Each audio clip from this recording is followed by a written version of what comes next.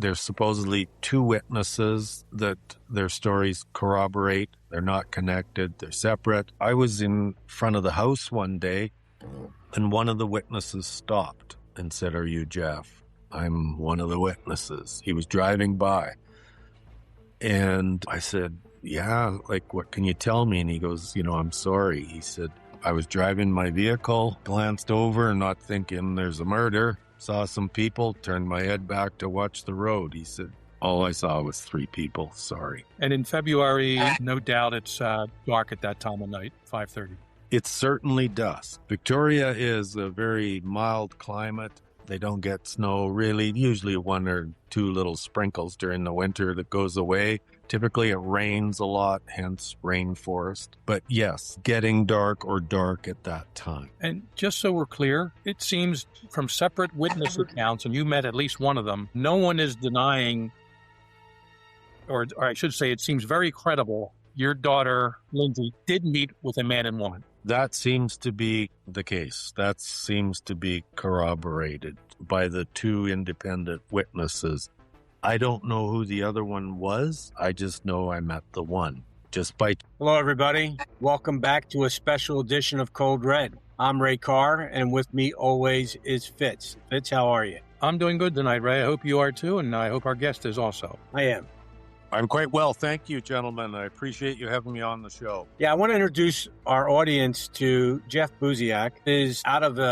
Jeff, why don't you tell us where you're from in Canada? Well, I live in Calgary, Alberta, and right now I'm in Victoria, BC, which is on Vancouver Island. Actually, Victoria is below the 49th parallel, right across from Washington State. It has a population of about 400,000 people, 10 different municipal districts, and 5 police forces, believe it or not.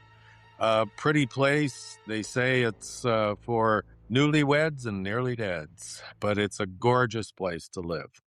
Going back to February 2nd, which a lot of people look at February 2nd as Groundhog Day in the United States, but it's so much more than that to you, Jeff. It marks the 18th anniversary of the horrific unsolved murder of your daughter, Lindsay, in Saanich, British Columbia.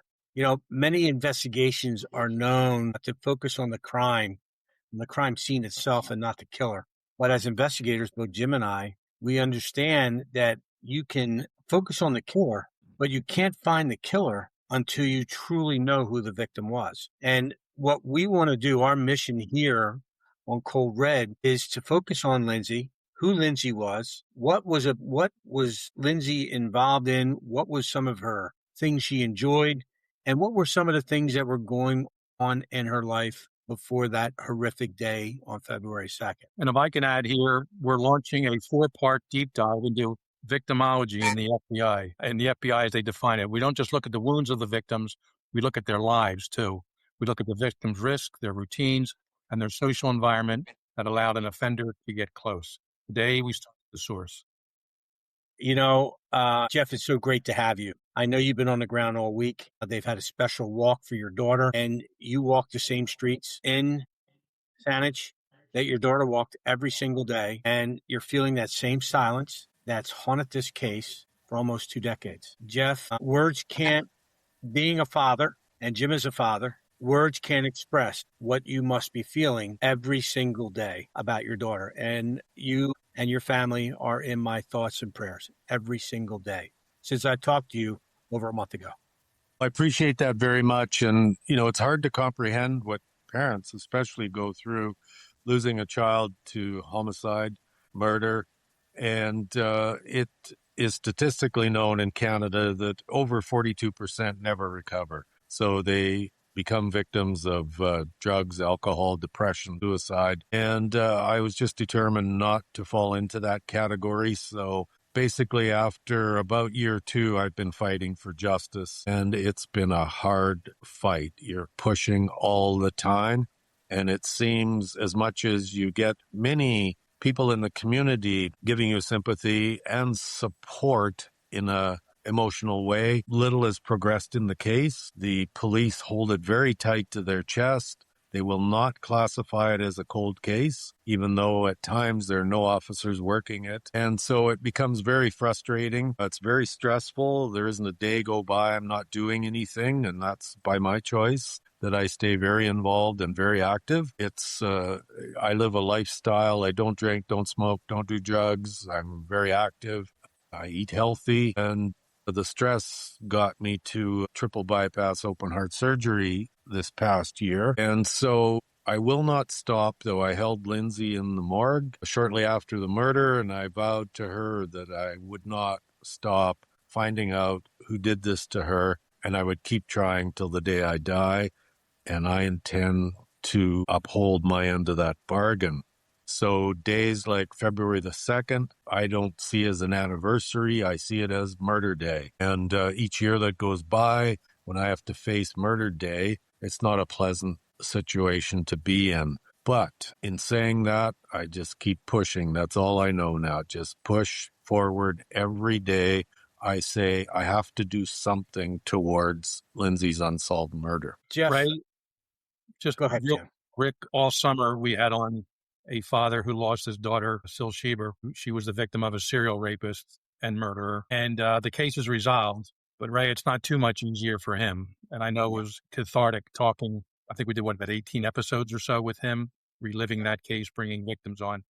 So we know we don't know. We can't sympathize or empathize with exactly what you're going through or what our guest over the summer did, but we're going to try to do our best to understand. And whether you get anything cathartic out of this or not, maybe we can help solve the case. And I think that's going to be our ultimate goal here.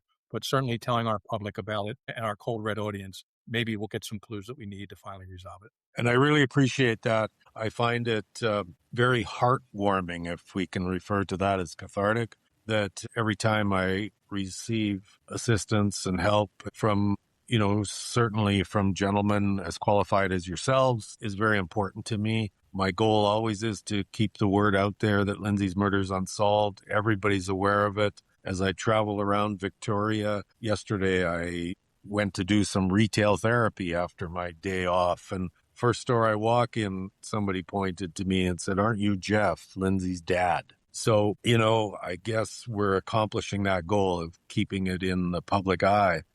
But unfortunately, it just appears the police are oblivious to that. I don't know what their role, thought, however it is they function, but it's very frustrating to me because in my life, I've been a do-it kind of guy. I understand things take time. They tell me, "Jeff, this is a very complicated case. It takes years." And I'm like, 18? Come on. If you are missing something, go get it. Don't tell me that officers are reassigned and we're not working it right now. That's not solving the case to me. I'm very frustrated with how things have transpired over the years. It seems in the whispers of Victoria and the people I speak with, everybody more or less says the same thing about who did it, but they will not repeat that publicly, but they'll tell me in a low tone of voice in my ear. Jeff, this might be difficult for you. And if it is, just say the word. But I think it's important that our audience understand what happened to your daughter and what transpired and what led up to what transpired. And you and I talked about this, and it was an unbelievable story that you told me. And I'm hoping that you can share that same story with our audience, if it's okay. Absolutely. I have no problem sharing.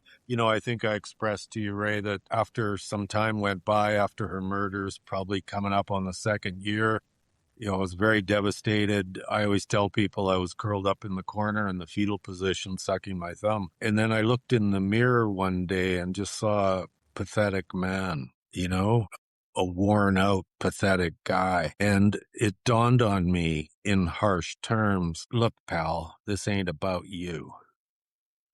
This was about a wonderful young woman who was murdered. Not about you. Get off your pity party. Get off your butt. Go out there and do something about this." And that changed my life at that point. I went from grieving parent, which I still am, Not that long ago, somebody created a song for Lindsay. I was in a warehouse, empty warehouse, and I thought, oh, I was waiting for some clients. I'll just listen to this song. I put it on, and within the first few lines, I actually collapsed on the floor sobbing. And I haven't done that in a lot of years. Something about the song hit me hard.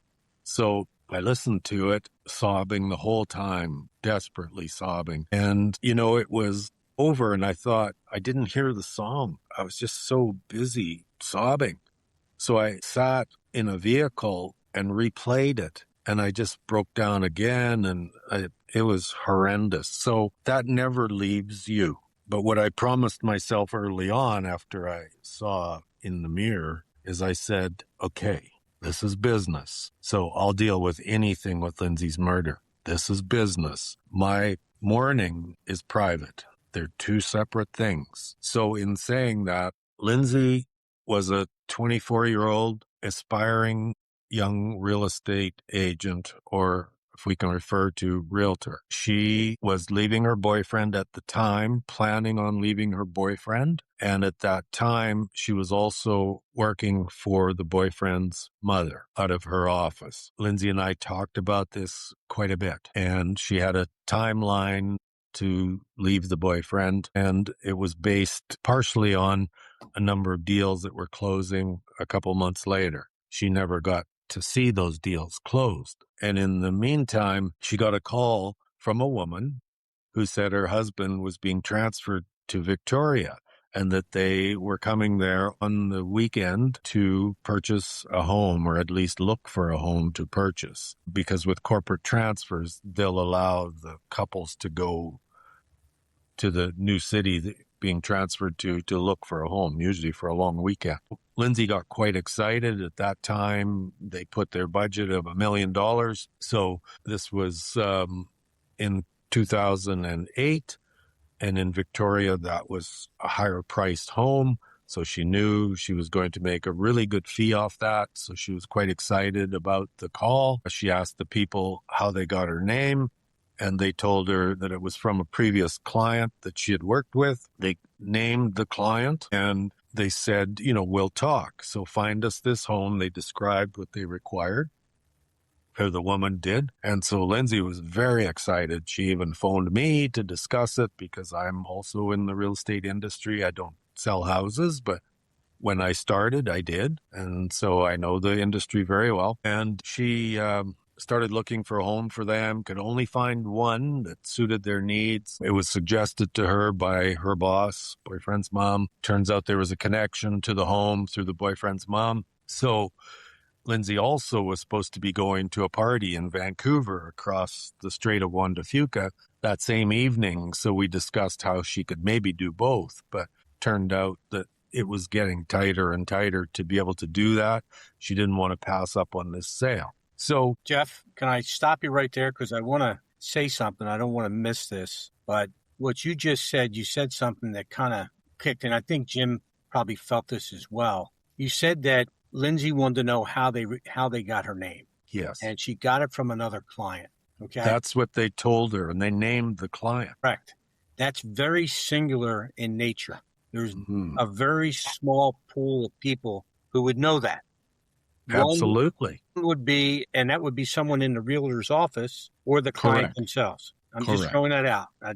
At this point, and then Lindsay was talking about going to a party. I just didn't want to miss that. I think that's very crucial in the investigative aspect of this. I do as well. It turned out the owner of the home was friends with her boss as well. So as time went on, there was a number of phone calls between Lindsay and the client back and forth. They call her, she called them. I think it was around 10 phone calls that had transpired over a very short period of time to set up this showing. And as a matter of fact, at one point, the husband of the so-called couple phoned her and said, look, my wife's not well today, meaning the day they were going to view the home. So I may be there on my own. Is that okay? And that's, to me, strange too, being in the real estate industry, because normally you make appointment with somebody to show a home. They might bring an uncle, they might bring their kids, they might have a dog, somebody might not be there, but they'll, if I like it, they'll come and see it tomorrow. So I found it kind of strange that that was said. But it turned out a couple did arrive.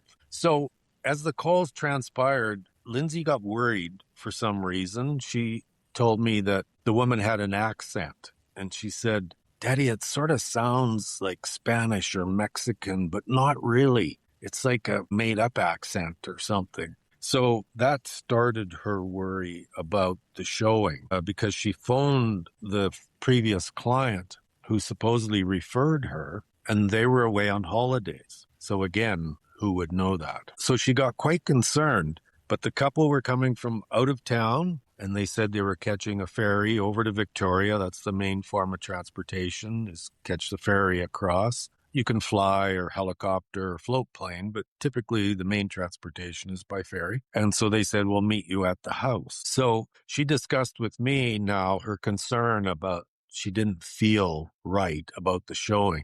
She was concerned about this couple. It just didn't sit right with her. So I said, make sure somebody goes there with you. And she goes, yeah, I will. I go, no, Lindsay, make sure somebody's there. Do I have to fly out there myself? And she's like, no, Dad, Jason will be there. And I go, are you sure? And she raised her voice to me and she goes, Dad, Jason will fucking be there. And that was very uncommon of her to speak to me like that. So I said, okay, fine. So he wasn't. Jeff, just to be clear, Jason was the boyfriend that she's trying to break up with? That's correct. Who works for his mother, and so does your daughter. Well, how the arrangement is he was licensed both as a realtor and a mortgage broker, and he didn't like the real estate part of it, so he was functioning more as a mortgage broker. And Lindsay had already had a number of sales under her belt, and Jason had arranged mortgage financing for those sales. So he was swinging towards mortgage brokering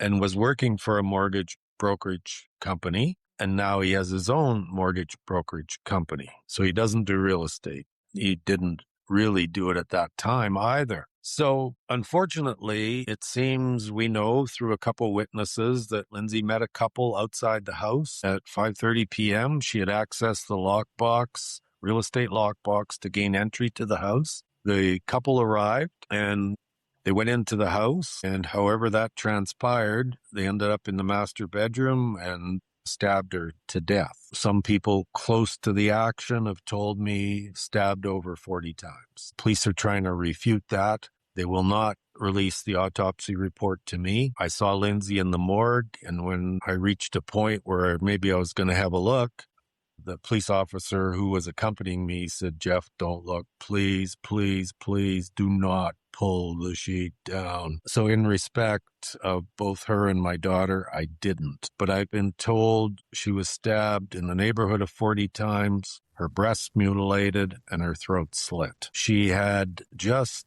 gone through breast augmentation. So for those listening, in case you're concerned that I'm afraid to talk about certain things involving Lindsay's murder, there are no barriers. This is business for me. Jeff, were the stab wounds mostly from the front, or were they both in the front and the back, if you know? I was told the first stab was in the base of her neck at the back, and they severed her spinal cord, so she was rendered inoperable. They dragged her into the bedroom and focused on the front area, especially her breast area. I was in the house shortly after it was released from police, whatever they call it, custody, and I saw where she was laying on the floor. The police had removed carpeting, trim, various things in the house, and it was already starting to be in a stage of cleaning. So where she was laying on the floor in the master bedroom, the carpeting was gone, but the floor, the wood floor part of it, meaning the subfloor, the plywood, had already been painted over. And there's pictures of that on the internet, which I took while I was in the house. So the boyfriend arrived 15 minutes late, drove by the house, by the front of it, and I drove by there a couple days ago. It's what they call a strata subdivision, so small lots, big houses. And when you drive by that front door, your vehicle is no more than 25 feet away from the front door because the street is narrow, the houses are big, they're close together. There are a couple different stories about what transpired from the boyfriend. One is that as they were driving in, they saw shadows in the opaque glass in the front door area. That's one story. The other story is, as they drove by, the couple were walking out of the house. And then when they saw the vehicle, they turned around and scooted right back in and closed the door. And the boyfriend said he thought the showing was just starting. Of course, I question, how can it be starting when they're leaving? He drove by, pulled into a cul-de-sac with the rear of his vehicle facing the house. So I speculate that he could see the front of the house in his rearview mirrors, but the passenger couldn't. Sat there for 10 minutes, turned around, drove by the house again, parked out on the adjoining street, sat there for another 10 minutes, and then decided, gee, why don't we go see what's going on? Because he had texted Lindsay and there was no response. Let me ask before you go, Jim, because of the neighborhood, was there potential for security cameras that may have been in the neighborhood where they were able to get security footage? Because if it's 25 feet from the front door of these homes, it should be pretty easy to pick up a make and model of a vehicle, maybe even a tag. In 2008, security cameras weren't a big item, especially in quiet little Victoria. Any of the neighbors or witnesses do not recall seeing a vehicle parked by the house. They seem to recall seeing the couple walking up to Lindsay and Lindsay putting out her hand to greet them. Yeah. And ostensibly, Lindsay was talking to a man and a woman on the phone days or a week or so prior to this meeting. That is correct. And the woman had some sort of an accent. Right. The phone had been purchased in Vancouver at a convenience store. By the time Saanich police got there, there was no way of identifying who they were. Supposedly, the security cameras at the convenience store were not functioning at the time, and the address they gave to get the phone, which we refer to as burner phone, was a false address and a false name of Paulo Rodriguez. That name, I was told by a linguist, university professor, is a common name in Brazil, same as John Smith would be in England. Brazil, of course, their language is a mixture of Portuguese and Spanish.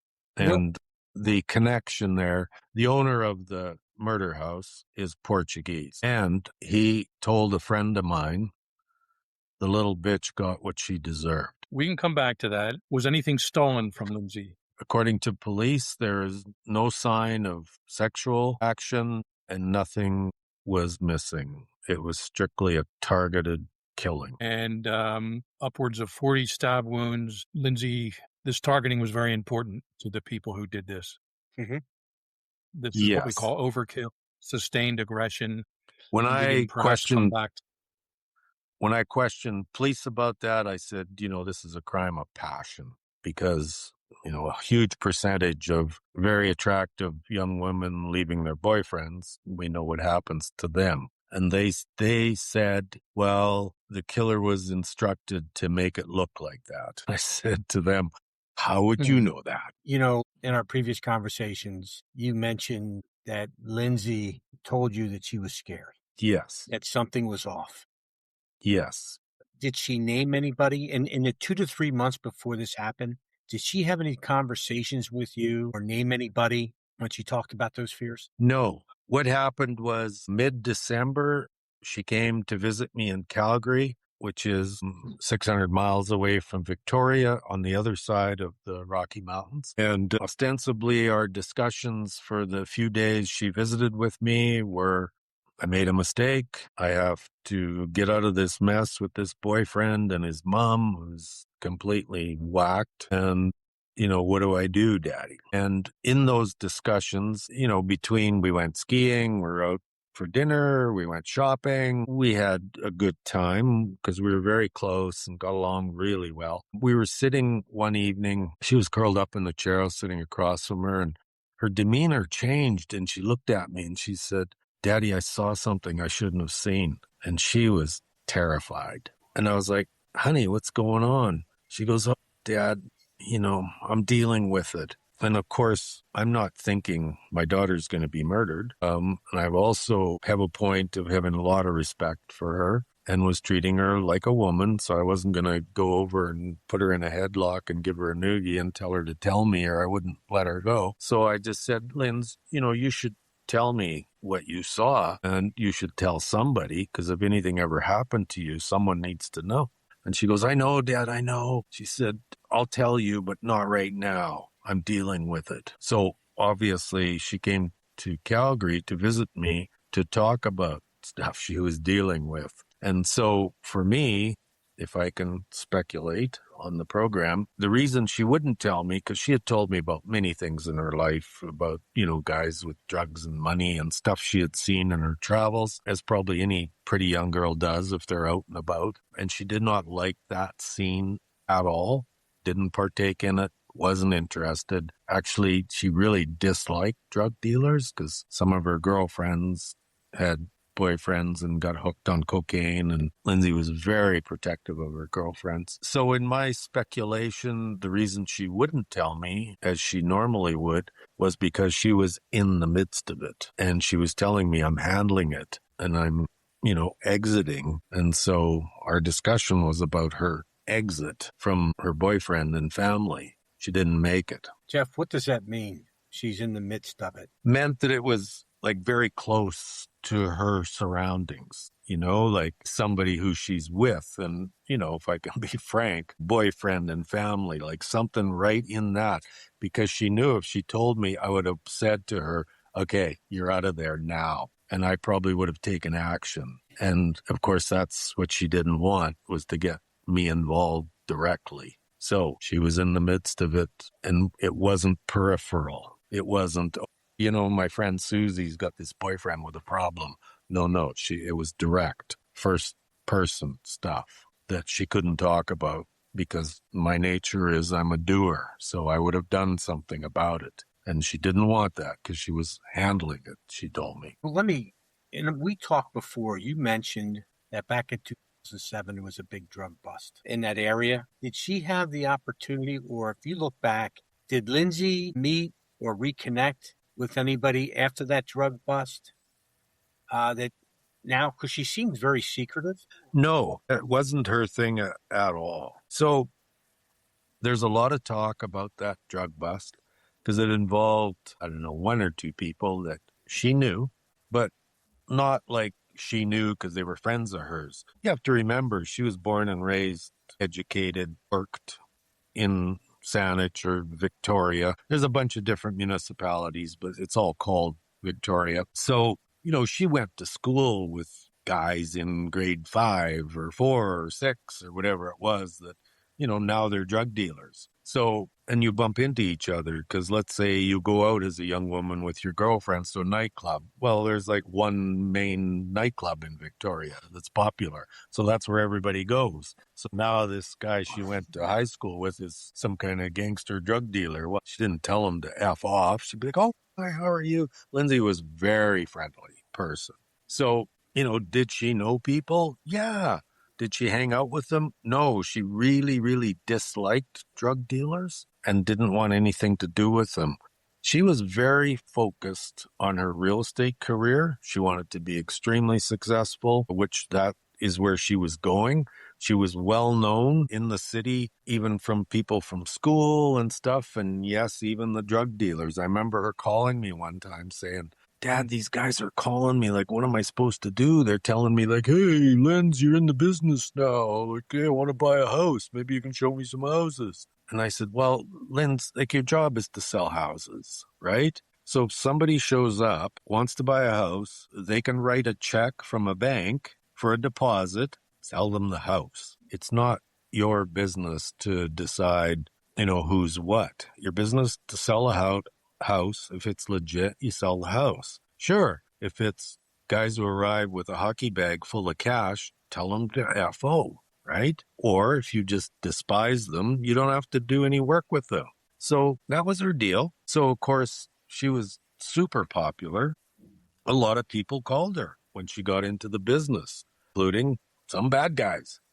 They'd phone her up because they had gone to grade 8 with her, or, they had one time dated one of her girlfriends, so she got to know them. So that was really her association. But as far as associating with drug people and involved in all that stuff, no.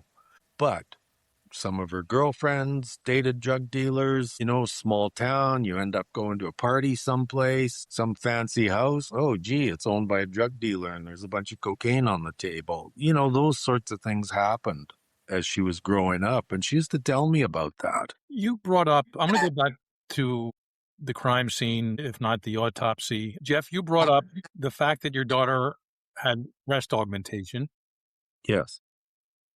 And that her breast seemed to have been targeted. Yes. They ask you how recently was her surgery and who paid for the surgery, if you know. My understanding is the surgery was just prior to the showing, within, let's say, a couple months. I'm told that Lindsay paid a certain amount down and then had terms with the surgeon. I've tried to contact the surgeon.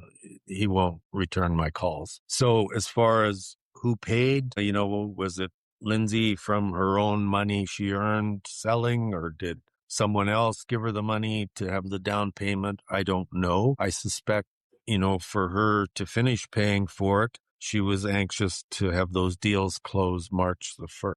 I just don't think I've ever come across a case that you're describing here, certainly in the U.S., in which, some men have paraphilia, fetishes, they'll do things to women's breasts, but the way you're describing it, with perhaps 40 stab wounds, with a focus on the breast, of course, this is where the heart is too, underneath. I'm just wondering, psychologically, somehow that played a role. I don't know. From another perspective or another man's perspective, I don't know. And did someone pay money for them? And again, I hate to but was someone else seeing them besides the person who paid money? I don't know. And I'm trying to put myself inside the mind of the killer or killers. And what is the motivation, number one? Why was she targeted? And what we're talking about here, the breast mutilation, was this like a side, target of the stabber? So I'm just trying to get a feel on this for whatever it's worth in trying to better determine why she was murdered. Well, yeah, and I agree with you there 100%. I was a little bit puzzled by that to begin with, too. And funny enough, I at one point was talking to a friend of mine, and I'd mentioned that fact, or he had heard it. He said, "Jeff, do you remember that girlfriend I had, so-and-so?" And I said, "Yeah." He said, "Well, I paid for her to have breast augmentation." And I said, "Oh, okay, where's this going?" He said, "Well, it's funny." He said, "Because when we broke up sometime after," he said, "that was one thing that pissed me off." He said, "I paid for those. They were mine." And I was taken aback by the way he was talking about it. But I think it sort of ties into some of your questioning there that, guys tend to want to own or possess something. And just his comments, and he went on about it a bit and said, some other guy's going to enjoy that, blah, blah, blah, that kind of guy talk. And so then it dawned on me. I thought, yeah, like that's what's going on in Lindsay's case too. The fact that there's a woman involved and a tandem of people we have here, it just, jealousy. We have to flesh this out more. It looks like, Ray, you had a question or a comment. Well, I want to step back a little bit here, Jeff, and I'm trying to, like Jim is, put myself, what is it? Not only was she targeted, she was specifically selected. Yes. And there was pre-planning that went on in this by the offender or offenders, which leads me to believe Lindsay got involved in something that she had to get herself out of. And then we talked about the police and the fact that the police aren't letting this go, which leads me to believe that there's a connection with the police and Lindsay. Is it Lindsay providing information to them and someone finds out about that and, it gets out and they're not able to protect Lindsay and puts them on the hook for it? I'm throwing this out. I don't know if it's true, but somehow, some way, she was, and you said she wasn't into that criminal element. And although she may not have been directly involved in it, she had knowledge of it, which people would say, hey, let's go talk to Lindsay Buziak, because Lindsay is not involved in these things. And what happens with Lindsay is that she's a much more credible witness because she doesn't engage in these activities, but she has all the same information. And let me just add to there, before Jeff, you respond, all that Ray said is very accurate. It could be real, though, or perceived. Correct. And to people perceiving it, it's real to them. So nothing could have been happening, but somehow they thought things could have been happening that were detrimental to them. We'll let you respond to that. Okay. I agree with everything you're saying. I did question police extensively about that, and they assured me many times over Lindsay was not an informant and they weren't working with her in any capacity. But I've also been told police don't always tell the truth to catch killers. That was a big aha moment for me, or at least here, that's what they told me. So when I look at that, and I think, because there's talk out there about, cartel this and stuff going on. And, she maybe was mistakenly targeted because of something. I really don't buy that in the sense of, one, if it's cartel, two, if it's, a seriously planned hit. And the reason I don't buy some of that stuff is I look at men as kind of cavemen. When you're hired to do a job, you go get the shovel or the pick or the bat or the axe or whatever you need to go do your job. And if it's a killer, I'm guessing he's going to go probably get a gun. If it's a guy, maybe stab, and they go do the job. They don't set up some elaborate ruse with a young woman about, my wife's moving and we need to buy a house and da, da, da, da, da, da, da. The whole setup of Lindsay's murder, almost like it came out of a romance murder novel or something. It wasn't Guy, where you go to a guy and say, hey, go take that guy out for me. Okay, well, where does he park? Or they go follow you and you park in a dark alley and they kill you. Or they go to your underground parking spot, which she had, and kill you. And if it's cartel, they probably hang you from a bridge with no head. Or cartel want people to know it was them. There's no secrets there. Like, we did this, that means shut up or you're next. Lindsay's case was this elaborate setup, and not to be sexist, but just to talk direct about this murder. I believe that whole elaborate setup with the woman and the husband and was planned by a woman. Guys don't do that stuff. None that I know, and I know from all walks of life. That was planned by a woman and probably executed by a man and possibly a woman involved in it. Doesn't necessarily mean one person did the stabbing, because there were so many stab wounds. Could very well have been two people stabbing. Here, let me have a go at her because I hate her, or whatever the case may be. So when I take this, maybe it was mistaken identity and the cartel were out to kill somebody, they just come and kill you. They shoot you in the head and you're done. Whatever they do, not some stupid, elaborate real estate setup. And the real estate setup was such that I know real estate. I got my license in 1980 and I still function. So we're talking 40 some years. A corporate setup, a corporate transfer, which we call it here in Canada, is a certain way of going to buy real estate. Typically, whoever's transferring you, they're going to guarantee the sale of your house, or they're going to allow you to buy one. They'll buy your house. They allow you a couple weekends to go try and find a place. Here, our transactions are different than the U.S. You can make an offer to purchase, put a down payment, let's say subject to financing. That could take 10 days, 2 days, 2 weeks. When that's done, you remove that condition clause and you can close. There's no waiting for whatever you call it in the U.S. Here, it's just like done deal, lawyer's office, done. So, all that sort of that transpired there, somebody knew about corporate transfer that set it up. And I can guarantee you probably well in excess of 50% of real estate agents don't know how a corporate transfer works and have never done one. I know from my experience, whoever planned Lindsay's murder knew exactly how a corporate transfer worked. Everything they said, everything they set up with Lindsay was corporate transfer. And Jeff, just as importantly, if even more importantly, do you think they knew she'd be there by herself? Yes, for sure. Because her whole plan, or the whole plan, well, it would have been made a lot more difficult if somehow some colleague of hers went with her for this house showing.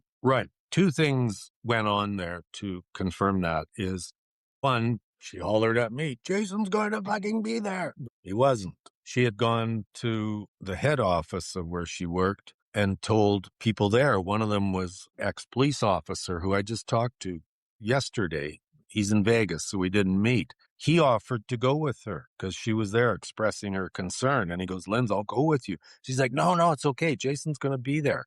So she was that concerned. She wanted to have somebody there. And she turned down offers of people to accompany there because Jason was going to be there, her boyfriend.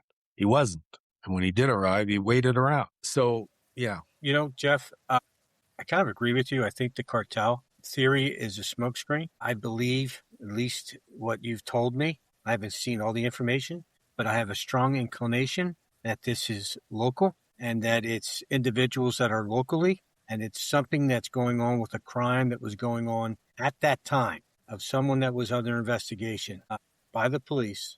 And I don't know if it ever came to anything, but I believe that Lindsay may have been or may have had conversations with the police about it. And like you said, you know, whether it's real or whether it's perceived that she was talking to somebody, but apparently she might have, because she said to you, Dad, I got myself involved in something that I need to get out of. And that leads me to believe that she's talking to the police about something and she needs to stop it because she's worried about someone finding out. That's purely conjecture on my part, but there's some reason. Why was she specifically selected? Well, if I can interject there, just for my own comfort as a father, she didn't get herself involved in something bad that she shouldn't have. She saw something. Her words were, I saw something I shouldn't have seen. That's important for me as a parent and a dad. And I feel that the tone that I saw, her physical presence, her demeanor at the time, and of course, I've had 18 years to reflect on that. My university degree's in psychology, so I've analyzed that every which way I possibly could. And knowing my daughter very well, it was something bad beyond just seeing, 5 keys of cocaine. She had seen that before at parties or whatever. Wow. It was something going on that involved people that shouldn't be involved in the community. That's what she saw. Something bad with people that shocked her, that, these are important members in the community that aren't involved in bad stuff. And I've seen them. Oh, like, how do I get out of this? Well, she wasn't involved. Let me ask you, Jeff. Saw. Yes. Is there anything in the last month or two before her murder where there was someone else that was killed? Yeah, I reviewed all that, and I had volunteers helping me scour everything. And there were a couple of things. That one, she was over in Vancouver and hanging out with a girlfriend. And I think they were in the area of this restaurant where some gangsters killed each other. I tried to talk to as many people as I could over there. The girlfriend said, no, and Lindsay would have told me about that because it would have been disconnected from her. So I sort of discounted that one, told the police about it. They went, no, nothing. And then she was living up at a place called Shawnigan Lake when she first decided to live with Jason Zalo. They moved into a house that Jason's mom bought for $1.385 million. They moved into that to live on the lake. And at around the same time they were there, another young fellow who was known to be into the grow-up deal went missing. He's never been found. And there is an association to him to Lindsay's boyfriend's friend. That's a possibility.